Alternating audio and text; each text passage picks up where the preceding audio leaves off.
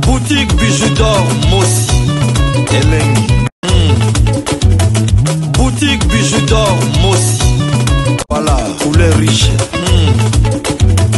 Boutique Bijou d'Or Mossi. Voilà, couleur riche. Boutique Bijou d'Or.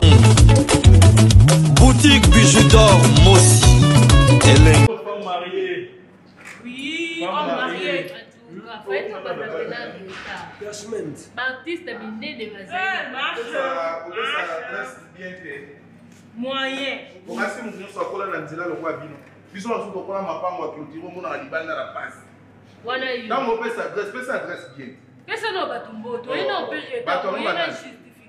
Na se justifié na otomboka na omi kokota bikota kota te bikota kota to to boni bono kwa ni toma na lobi na yo tunaja yo bebe tunaja mo ya yo oni ta boni boyeko ya le pocho beta na ye ta moi c'est azuise na kotika 12 shiki to bokundanga ka to kwa 12 bokundanga yo il faut soit complété je vais retard au kokolo ba te ata yo mo za complété ya mo lobi ka mo etali yo te ana yes c'est là que on dit retard faut y bisa ba Jérémy respecter yo bien respecter là ngani na respecter yo na yo maman boto nommé premier ministre a chanter ma Judith a chanter ngamu ndako na tiki na ndako na tambo ya pinde anga kota makambo etali ete etali na ponga na yake fa